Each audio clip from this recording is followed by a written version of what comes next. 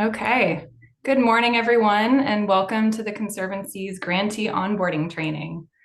My name is Jessica Madden, and I'm a Sea Grant Fellow working in the Central Coast region. And here with me today is Kellen Warner, a project manager in the South Coast, and Megan Cooper, the regional manager of the South Coast. So first off, we just want to say congratulations on receiving a grant from the Conservancy. Thank you for the work that you do. We're very excited to help fund your project. Next slide, please. So before we start, I want to highlight our grantee manual, which you can find on the Coastal Conservancy website. This, along with your project manager, will be your best resources for everything we're going to talk about today. We have a ton of material to cover in this hour, so today's training will be a pretty broad overview to introduce you to our processes and our terminology, but please refer to this grantee manual or ask your project manager if you need more information about anything. We're here to help. And we will share these slides and the recording with you after the training. Next slide, please. So this graph outlines the steps in the workflow of an SCC grant. During this presentation, we'll go over each of these steps to get you started on your project and proceed during the life of your grant. After each of these steps, we'll pause briefly for a Q&A session. So please hold your questions until the Q&A breaks. And during Q&A, please feel free to use the chat or raise your hand to ask a question. Next slide, please. So now I'll hand it off to Ellen Warner, let you know about grant agreements. Woohoo. Okay, so we'll start off with grant agreements. Like Jessica said, your SEC project manager is going to be a great resource for you while you work through all these materials. So we'll be mentioning them a bunch. It's like, hey, reach out to them. But your grant manager, project manager who you worked with for your board approval will begin drafting the grant agreement between you and us, the SEC. The grant agreement memorializes the terms and conditions of your grant, and it's the legal binding contract between our organizations. So please make sure you read it very carefully before signing it, because any changes we make to it require an amendment. And the very first thing you'll want to complete is the payee data record, which is standard form 204. And this is the one that tells us where to send the checks.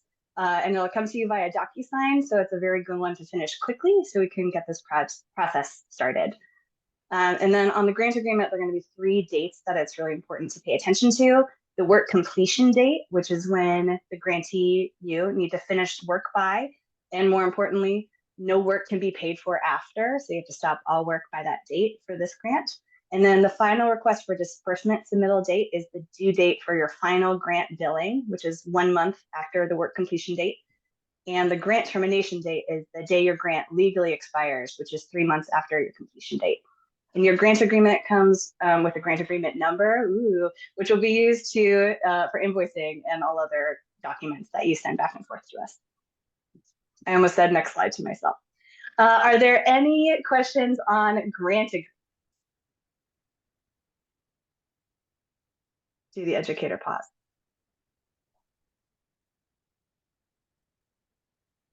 Yeah, we have a raised hand. Steve, go ahead.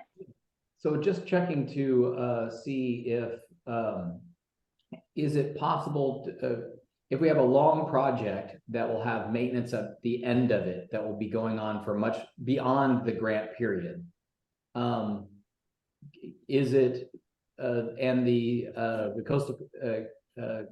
Coastal Conservancy gave us about 1/3 of our total budget. Can we front load the Conservancy stuff and get that done with at the beginning and fully satisfy the project so that we don't, you're our most complex donor, that we have the most stuff to deal with. And I'd love to get that out of the way first. Is that possible to do? I'm gonna let Megan answer that. You want me to jump in, Kelly? Yeah. So it will depend on what the board approved for your work, Steve. But assuming that you can do the work that was approved by our board early on in your project so that you can do that within the work completion date, then yeah, absolutely you can bill that all out first. But if you were approved to do something on your project that's supposed to happen at the end, then you're going to have to sort of figure out the schedule on that and how you can bill the Conservancy for the work that was approved. Thank you. Sure. We have a question in the chat from Tiffany Wise West asking, when can we expect grant agreements? Good question. Usually I think we say 1 to 2 months after board approval. Is that a good timeline, Megan? Yeah, that seems it can happen faster than that, but yeah, it can take a couple months for us to draft the grant agreement, have that approved by the attorney, go through our contracts office. Okay, and then I see another hand up by Liza McNulty. Would you please go ahead with your question? Yes, I was just wondering if we do find ourselves in a position 6 months or a year from now where we realize we do want to request an amendment to the agreement, what sort of lead time should we plan on for that? And at a high level, what does that process look like? It depends on what you're asking for an amendment for. So if it's an extension of the completion date, a no cost extension, typically we wouldn't do that until the end. But if it's something fairly simple like that, I would say about a month. But if it involves changing your project in any other way or trying to add funds or anything like that, it could take up to a couple months. Oh, and the process is just requesting that through your project manager, and they will process all the paperwork as needed and send it out to you for signature after they go through all that process. Thanks. And then I see another hand up from Redwood Parks. Go ahead. This is Sal with the Redwood Parks Conservancy. My question is, we're the partner organization of the Redwood Parks. So a lot of the activity for the project is going to be done by the Redwood Parks, national or primarily state.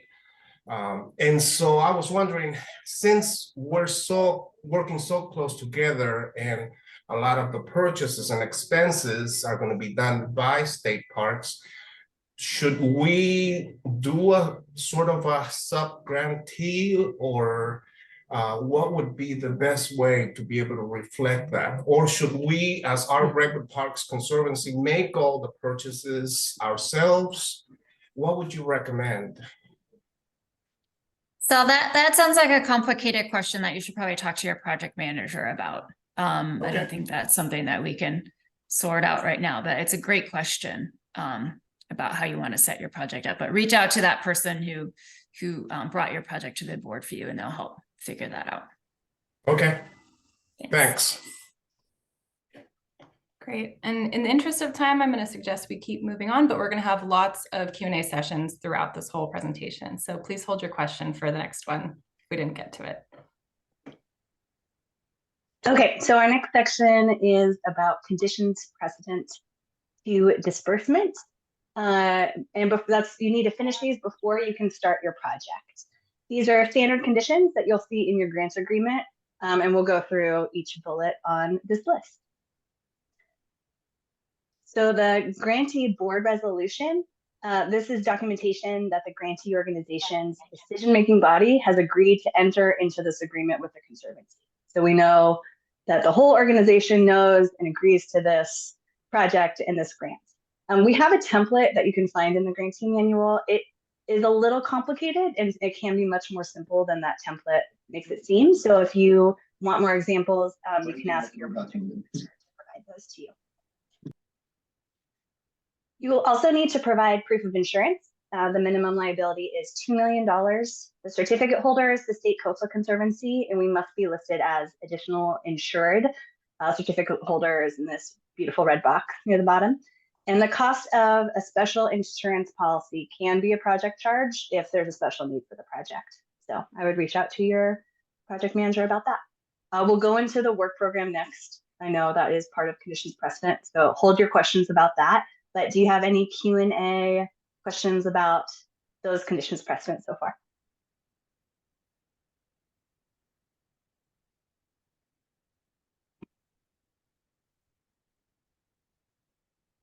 Okay, 6-second pause.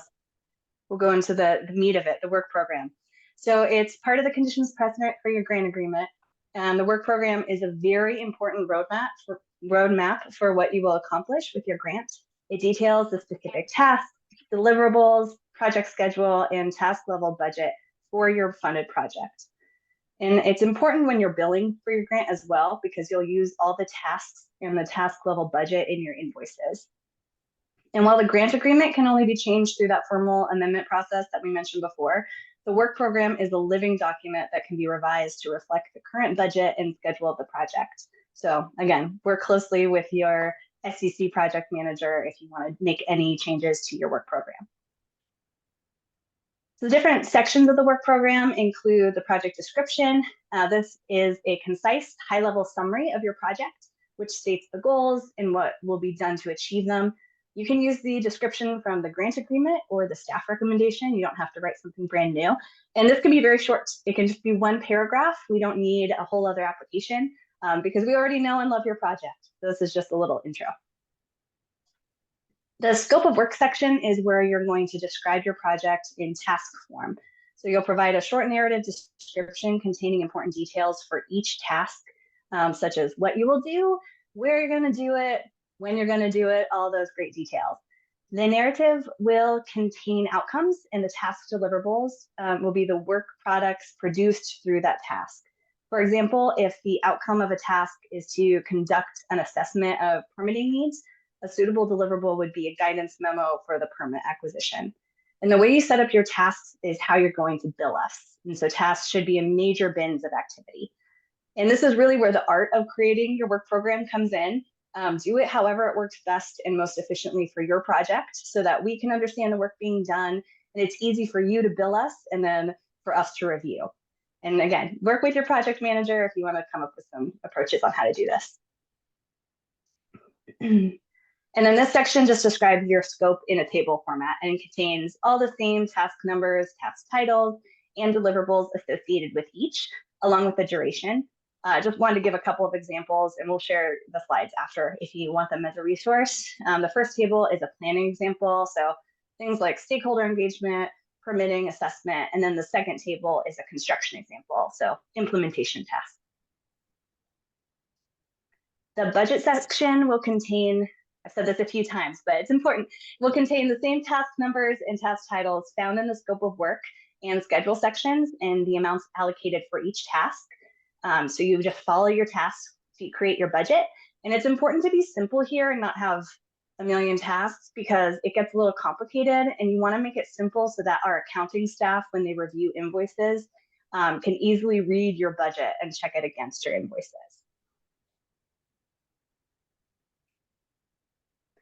In the work program, you'll also list some budget details. This is the section where you'll list direct costs, travel costs, and indirect costs from your budget.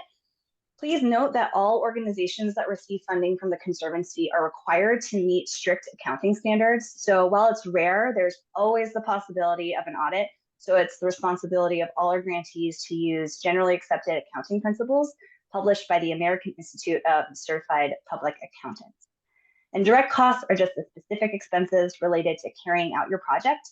They include labor costs for project management and implementation, project-specific materials and equipment, and subcontractors as well. Indirect costs are the non-project specific costs of doing business. So overhead, and includes things like rent, utility bills, general purpose equipment, such as computers, things like that. You're allowed to bill up to 20% of your grant total, but it should be based on the standards to calculate and include indirect costs. So just be sure you can justify your indirect cost rate and keep detailed records of your expenses should an audit occur. Another section is subcontractors. So you want to list them all out if you'll be using any. These are the entities who you'll be hiring to perform work under your grant. So state their name, qualifications, and a brief scope of work. And then the plan for acknowledgement is the final section of the work program. The Conservancy would like to be acknowledged in physical acknowledgements, such as signage, and in communication materials that mention your project. This just helps us get funding recognition to ensure that future funding is made available for our programs.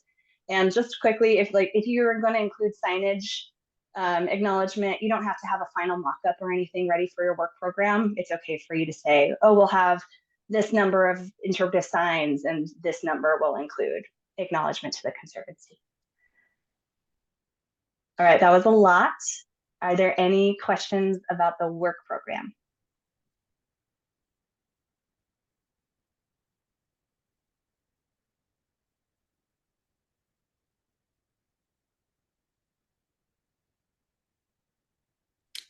I see a question coming in from Tiffany Wise West. That come at the same time as the grant agreement. So does the work program come in at the same time as the grant agreement is the question. Yeah, so you can be working on that simultaneously while we're doing the grant agreement, because it's one of all the conditions precedents you need to be able to start your project.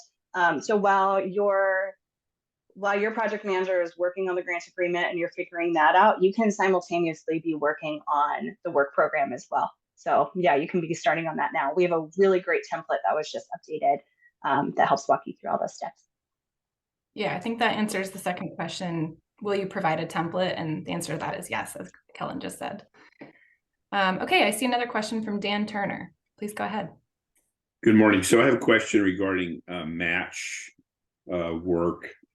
So if we begin the project utilizing match prior to the contract being signed, or the grant agreement being signed, will we still be able to attribute that match work toward the project? I'll jump in on that. You only need to document your match for us if it is a required part of your grant. Typically it isn't, unless there is some external funding involved. If you do have a required match and that is being used before our grant agreement is signed, there are some nuances and gray areas there. So I recommend reaching out to your project manager on that. I'm going to say it's probably okay, but again, it sort of depends on what the funding source is. But this is really only if it's a required match that was identified as part of your grant. We did identify match in the application. Yeah, that could be different than what was approved in the budget that was approved by the board. So you'll want to look at that staff recommendation in the budget that was approved and reach out to the project manager on that and just clarify, was this a required match or was this just, something that was helpful in the application? I think it was not required. It was just kind of total project divulgence of what we're doing. So this is a Coastal Conservancy grant is matching funds from another source for a common project. Sounds like the documentation of the match is not required then. Okay, thank you. But please check with the project manager. Thank you. Okay, we had a great question in the chat about brand guidelines for acknowledging SCC, and thank you, Sam, for providing a link to our grantee manual, which has that information in there. So take a look at that again. I also saw a hand up from Nelson Lamb. Would you like to go ahead with your question? Yeah, thank you. Can you hear me okay? Great. Okay. So I just have a question about the timing of when do we need to submit the work program, right? So for example, we got a couple of Coastal Conservancy grants here in Berkeley, but they kind of fund different phases of our projects, right? So right now we have one that is, we're currently in design, but we're using city money for it. But the approved Coastal Conservancy funding is to support the construction phase, right? So do we submit the work program just before we go out to bid, or should we do that now? You want me to go, Kellen? Okay, so your work program and all of those other conditions precedent that Kellen just went over, those are all needed for you to start work on your Conservancy grant. And actually, that's the part that Kellen was just about to get to. So if you plan to bill any part of the work that you're going to do to the Coastal Conservancy grant, you need to complete your work program, your certificate of insurance, the 204 form, and all of those other things that Kellen just went over in order for us to send you a notice to proceed on your grant. So that work program needs to be specific to that new grant that you just got from the Coastal Conservancy and detail out how you're going to spend those new funds. So, and I will just say your project manager, if they haven't done it already, will be sending you an introductory email that has links and templates and important information for all of the documents that you will need to fill out. But again, that all is in our grantee manual as well. Great, thank you. No problem. We have a question in the chat. Could you please reiterate the requirements around a board resolution before accepting funding? Yes. Hold on. Let me go back to it. I went over it a little quickly.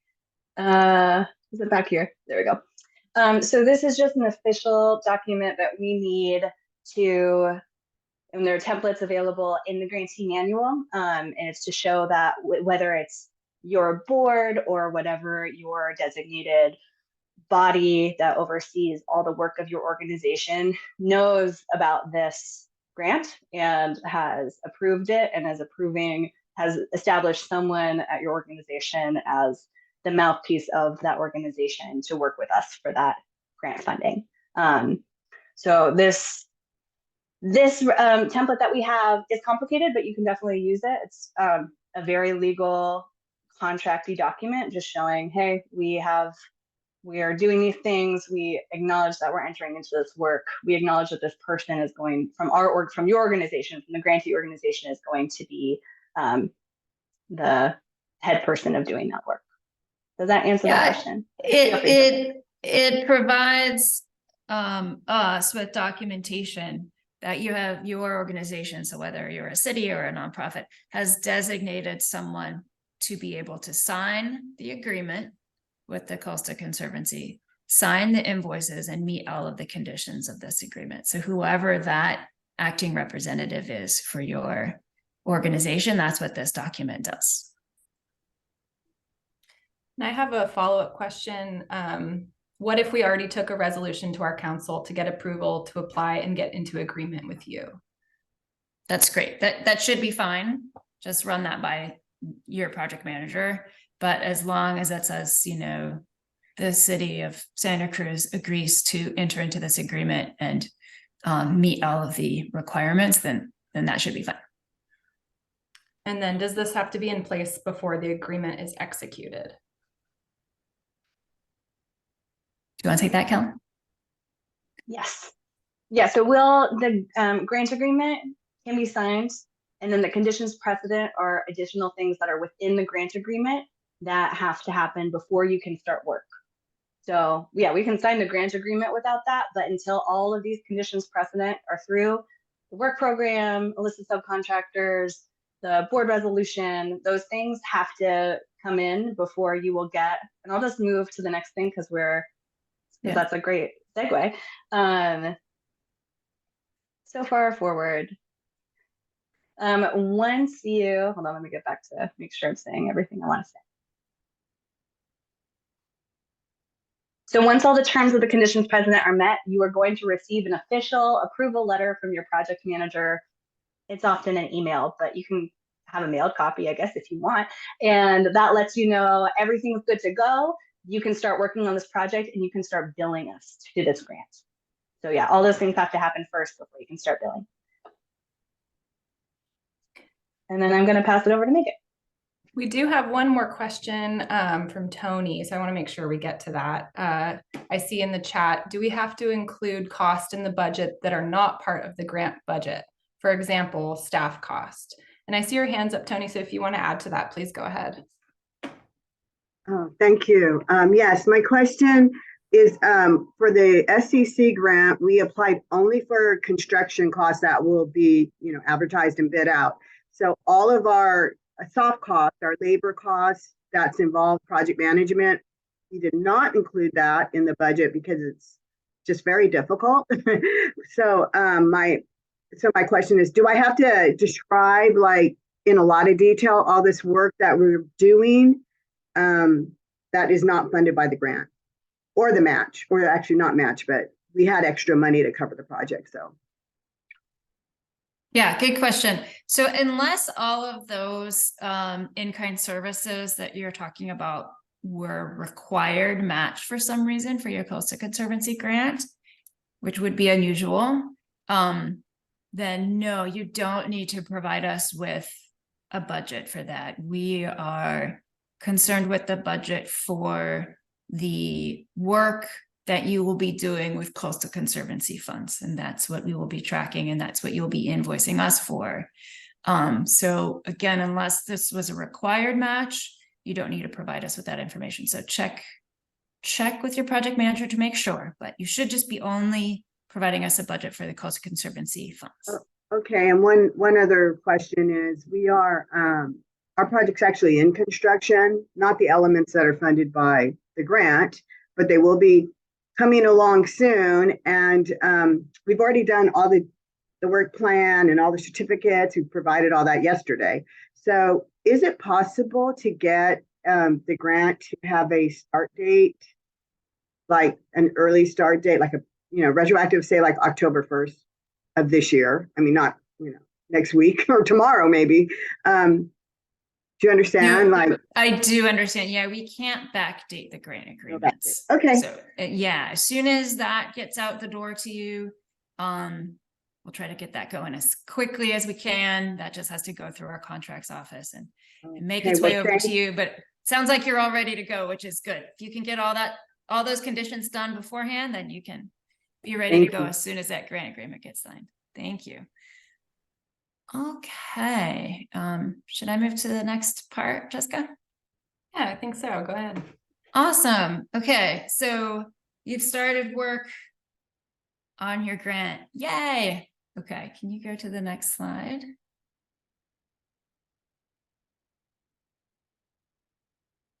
So now we are going to talk about the all important, how do you get paid while you're working on this grant? So, first up, I just want to stop and mention that as a grantee, you should have your own internal time and task management systems to help you keep track of the tasks that you are working on for this state grant. We have had grantees be audited in the past, and it's very difficult if you're not able to show where the Coastal Conservancy funds have been going on your project. So please have a good system lined up for that internally. As Kellen mentioned, you're going to be using your work program really as your roadmap for these funds and how you're going to be billing us throughout your project. And then I really want to emphasize, please keep your project manager involved throughout the life of your project, because that person at the Coastal Conservancy is going to be your go-to person for all of your questions, any concerns, any delays that you're having in your project, any budget issues. Please keep your project manager up to date. We also just love to know what you're doing and how your project is going. Okay, next slide. Okay, so how do you get paid while your project is going? In your grant agreement, you will see that we do require that you submit invoices at the most monthly and at the least quarterly. So it's great if you can submit invoices every month. A lot of people do invoicing quarterly, which is also fine. But it's very important that you submit regular invoices to us, not only to make everyone's accounting easier, but so that we can stay up to date on how your project is progressing. Please don't wait till the end of your grant to send us one invoice. That makes it very difficult.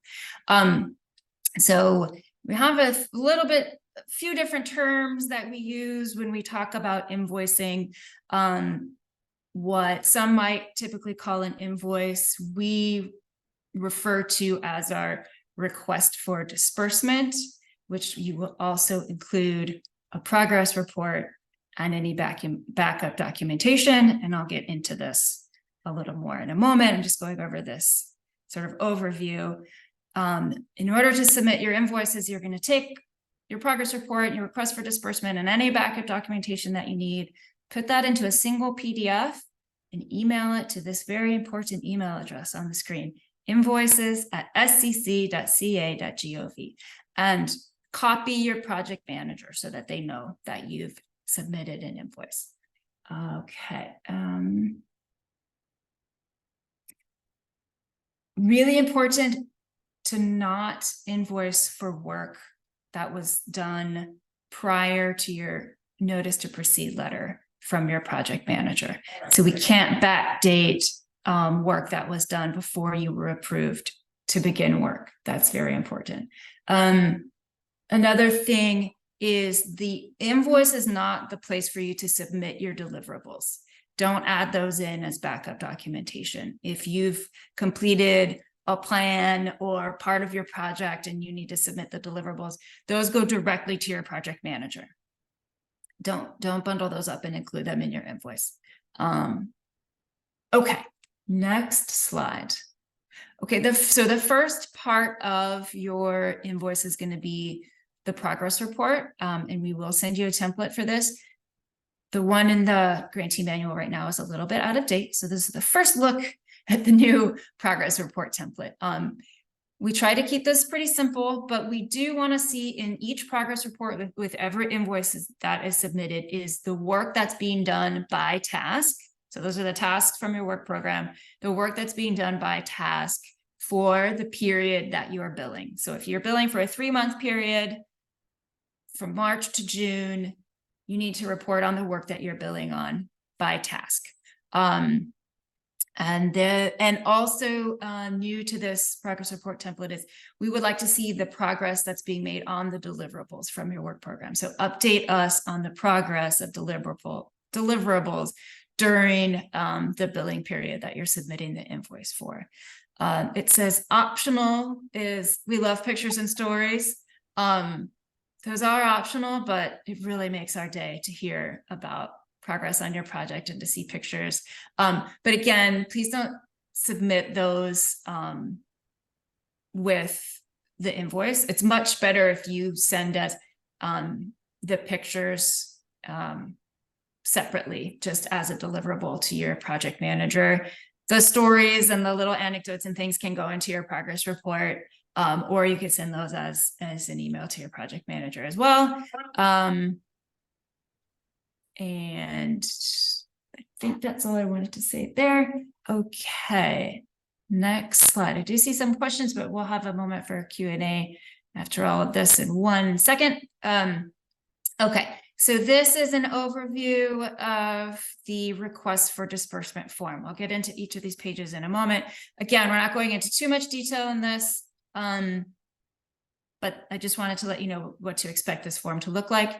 And the Excel version and the PDF version, fillable PDF version of this form is available on the Coastal Conservancy website under resources for grantees. And maybe Jessica can put a link in the chat at the moment. So this is the request for disbursement. And this is where you're going to break down by task what the costs are for this invoicing period. And so I will go into that. Oh, I can't move the slide. There we go. So this is the first page of the request for disbursement, or the RFD. So this side of the form summarizes the expenses for this billing period. As I mentioned, you're going to list out the task number and name that was approved in your work program. You're going to insert the task budget, and then by task, you're going to break down the costs that were incurred during this billing period. Don't forget to include your indirect costs, which I didn't put a red box around, but that is a part of the request for disbursement form. And then don't forget that you will be withholding 5 to 10% of withholding based on your grant agreement, and it will specify this in the grant agreement. So you do need to withhold that from each of your invoices as well. And that withholding is returned with your final payment upon completion of your grant. And page 2. So this side breaks down the expenses a little bit more that were listed on page 1. Next. So all of the expenditures on this page do require you to submit backup documentation, and I'll talk about that a little bit more in the next slide. But so these expenditures include things like travel, any materials, any supplies. You also will be breaking down the labor and the subcontractors, as I'll get to in a moment. So everything that is billed on this page, you need to provide us with some sort of backup documentation so that we have documentation about where these numbers, where these charges are coming from. Next. So you will, as I mentioned, provide a breakdown of labor costs by staff title, hourly rate, and hours worked. So this is not the level of detail that you need to provide in the work program. We don't require that we approve your hourly rates or the names and titles of people working on your project, because that can change so much throughout your project. But we do need to see that on your request for disbursement so that, again, we can understand where these charges are coming from. And those are I just want to point out, this is a slightly new request for disbursement form. So if you've seen this before, you'll notice that we've added in task number. So we want to know for the staff person and the hours that they're working, which task or tasks were they working on for your work program, so we can understand the work that's being done. Okay, next. Don't forget your indirect cost. And that must match up with your work program. And next. And then subcontractor charges. So your subcontractor backup documentation is going to be the invoice that you've received for from your subcontractor. Not everyone is working with subcontractors, but if you are, if you're working with say a biological consultant and they provide you with an invoice, you're going to take that invoice and include it, attach it to your request for disbursement for us, so that we see where those charges are coming from. And yeah, just want to point out the backup documentation for things like travel and materials and equipment. You need to start saving your receipts for everything. Please make sure you're saving your receipts, because you do need to provide copies of these receipts for your request for disbursement. The receipt needs to show that the item has been paid for. So it can't be, an order form that shows how much you owe. It has to show that the item has been paid for. Bank statements and credit card statements will not work as a receipt. So please, please, please save your receipts. Okay. And next. Travel costs. So for travel costs, you will be billing us at state billing rates. And we provide a link to this information in the grantee manual. So the same mileage reimbursement rates that the state employees use, you and your subcontractors must also be using. So you can either bill for mileage, or you can bill us for gas plus a rental car, but you can't bill for sort of rental car and gas and mileage. So you have to choose one of those methods. You can bill for lodging. If you have a hotel receipt, you can bill for things like parking and tolls. And if you're charging us for mileage, please provide a mileage breakdown, mileage log, like you can see as an example here. So backup documentation for travel costs, please keep all your receipts and follow the state guidelines for any travel costs for you and your sub-consultants. Okay, next. And then, as I mentioned, you're going to provide, if you have subcontractors, you're going to provide their invoices in your request for disbursement as backup documentation. And as I mentioned, this can be things like, this could be a cultural resource specialist, a community engagement specialist, your design consultant, or for example, project-related accounting or technical assistance. So anyone that you're hiring on to help you on your project, include their invoices as backup. Next. Okay, so I did see that there were a bunch of questions coming in. So we can go into those now. Yeah, Dan Turner, I saw your hand up. Do you want to go ahead with your question? Yeah, so questions related to the invoicing and the progress reports. Experience tells me that sometimes they don't come in at the same schedule. So when you do a progress report, you want the invoices and the progress report to synchronize, except our experience is sometimes we get invoices from contractors weeks later. So they may not fit within the progress report timeframe. So let's say it's January of 24 to March of 24 progress report. Work that's done within that time period that involves contractors, we may not get the invoice until April. So where do you want us to report that invoice? Because we won't really have, the work will have been done, but we don't have the supporting invoice for that progress report period. Yeah, so you wouldn't be invoicing us for that. So if you got an invoice from your subcontractor in April, you wouldn't be turning in an invoice to us until after you had received the invoice from your contractor, right? So then when you get the invoice from your contractor, you're going to put together a request for disbursement, and you'll say the billing period was January to March, and your subcontractor will have worked during the billing period of January to March, and then you'll go ahead and report on the activities that occurred during that billing period of January to March. But you're not going to be able to send us the invoice until you have all the invoices that you need to include it as backup, right? Right. So I understand that. The point that I'm not clear on yet is you want us to include the work that was accomplished for the progress report January to March. So we show what was done, but we don't have a supporting invoice for that. So the next reporting request for disbursement for the April to May, for example, that's when the invoice appears. That's when we would bill you, but the work got accomplished prior to that. So is that going to mess things up, or? No, because you won't bill us. You're not going to be sending us a bill until you get the bill, right?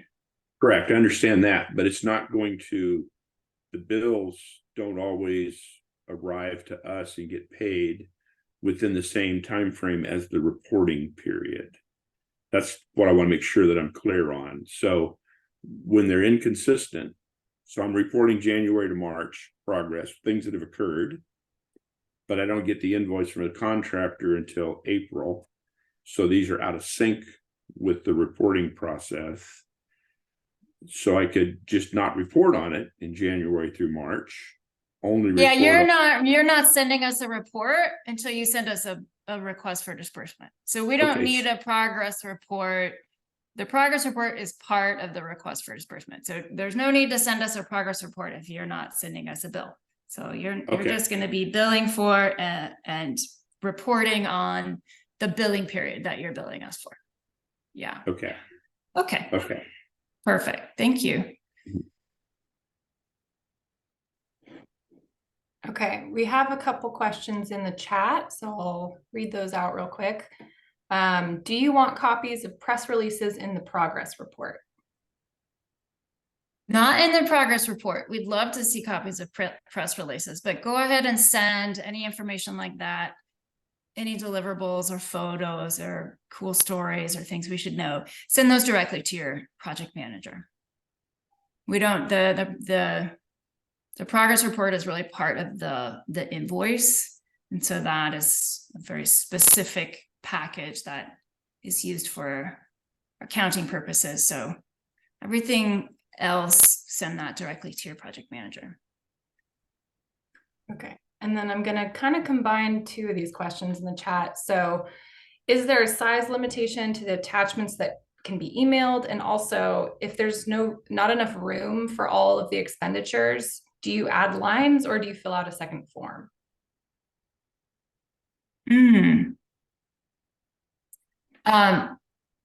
The first question was, is there a size limit? I think it's 25 megabytes, but I don't think that anything that you should be sending in with your request for disbursement should be that big, because deliverables and things are going straight to your project manager. So if there's a need to send something super big, just work with your project manager. We can use cloud-based sharing services for that, but those shouldn't be coming in with your invoices. And then, yeah, if there's more expenses than that Excel spreadsheet, I think you would just attach another second page. I don't know if I've ever seen that before, but that should be fine. Just attach another table. Yeah. Great. And then we had a question in the chat from Liza McNulty. Oh no, that was just asking the other question again. So I do see your hand is up, Liza. Do you want to ask another question? I do. We have, for our project, the Coastal Conservancy grant is one of multiple funding streams. And so we will not be asking for invoices to be paid at 100%, for example, because 50% of the invoice will be paid from a different grant. I assume we'll work with our project manager as far as how to structure this within the actual request for disbursements. But as far as timing goes, do we have to show you that the other 50% has been paid from a different source before we can bill for the remaining percent, or can we simply proceed, not necessarily documenting that the other 50% has been paid by someone else, but only requesting for a 50% reimbursement? Mm-hmm. So it sounds like your Coastal Conservancy budget is only going to be that 50%, that part that we're paying for. So unless for some reason that other 50% is like a required match, which it would have said in the staff recommendation, we don't need to see that other 50% has been paid, or any documentation of that, because you're just going to be billing for the part that we're funding that was approved in your work program. Does that make sense? Did I capture that question? I think so. Yeah. Essentially, we can submit something to you, or our backup is more than what we're asking you to pay, and you don't care that we don't need to document where the delta is coming from. Documentation is something more than we're asking you to pay. I see. So you got an invoice in from a contractor. 50% of it is being paid for by somebody else. Yeah, you can just take that invoice and annotate on the invoice, like divided by 2 equals this amount. Got it. And this is the part that the Coastal Conservancy is paying. Yeah. And that is all that we would, so then the only cost we would include in the RFD is that 50%. Yeah, you're only going to include the cost that we're paying for, and then you just need to show kind of where that number is coming from. So if it's just whatever the calculation is for that percentage of your invoice, just come up with that number, put it on that backup documentation, and sort of say Coastal Conservancy amount. Got it. Thank you. Okay, cool. So we just have about 5-6 minutes left in the training. So I'm going to suggest we move through the last few slides, and then we will have another Q&A session at the end, and we can try to get to the last few questions. Sounds good. I think these are pretty easy.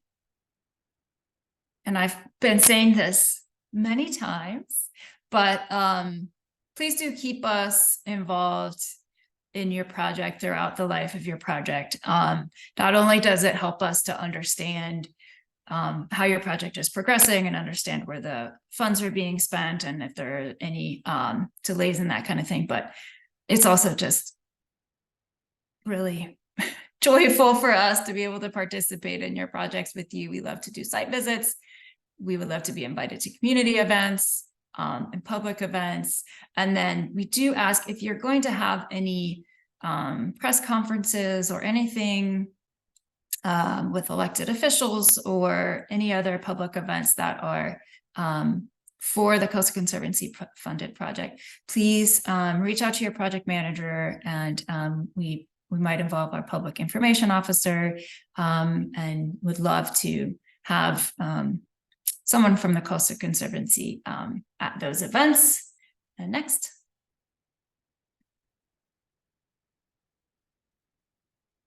This is very easy. At this point, you're probably not worried about how you're going to complete your project, but the very end of your project, in order to close out your grant and release that 5% of withholding that we've been withholding from every invoice, first, we're just going to make sure that all of your deliverables have been completed and submitted. You'll submit a final request for disbursement, and then you're just going to check this easy little box that says, please release the withholding. And then that will release that final amount of money to you, and we'll send you a letter congratulating you on completion of your project. But that's pretty far down the road. So at this point, why don't we take a few more questions if there are any? Yeah, so we had one in the chat that I want to make sure we cover. How often should progress reports be sent? Yeah. So progress reports are part of the request for disbursement. So there's no need to send in a progress report on its own, unless you want to just shoot us an email and tell us how your project is going. But the progress report is really part of that request for disbursement package that includes that invoice package that includes the progress report and the request for disbursement and any backup documentation. So your progress report is really specific to the charges for the billing period for which you've submitted your invoice. And I forget I think it was Dan and I were talking about this a little bit earlier. So if you've got a 3-month billing period, that's what you're submitting your request for disbursement for, your progress report should just be reflecting the work that you're billing for in that invoicing period. So it could be that you're not ready to submit your invoice until 3 months after the work has happened. That's okay. You're going to just include everything that goes into that billing period that happened 3 months before, including reporting out on the work that was done, so that we can see we're basically looking at, here's what they billed us for, and here's the work that they said that they were doing that reflects that amount of money that they're billing us for that time period worked. So the progress report is not a standalone thing. It just goes with your invoice. Yeah. Okay. And then I see Nelson Lamb, your hand is up. Do you want to ask your question now? Yeah, I want to keep it kind of quick too. So it's more of a follow-up question regarding the frequency of progress billing. So like I mentioned earlier that, one of our projects, we only got construction funding through Coastal Conservancy, right? So, and due to permits and everything, that we might not be, in construction for another, say, 6 to 9 months, right? So, for the first 6 months, we probably won't be submitting any requests for disbursement. Would that kind of put us in the inactive project kind of category, since we are kind of not really showing progress via invoices? Well, that's a good question. I see your point. No, that's okay. I mean, if you haven't started the work that you're billing us for, then you don't need to submit invoices or progress reports or anything like that. And that's understandable. And that will actually be reflected in the schedule in your work program. So your project manager will know that, you're not going to be able to start work until 9 months from now. That's fine. You don't need to submit anything until you're actually doing the work that you're billing the Coastal Conservancy for. Yeah. Thanks. Thank you. Okay. And we had a question. In the chat, when will the new progress report and invoicing template be available for use? And can I use the current template for this quarterly billing period? Great question. Very soon. You can use the current template that we have until we update that grantee manual. I'm hoping it will be next week, hopefully. We'll keep you posted. Okay, any other questions? We're right at 12 o'clock, so maybe one more, but thank you so much for joining us today and for asking the questions. And yeah, we really appreciate you taking the time to join us for this training session. Yeah, thank you guys so much. We hope it was helpful.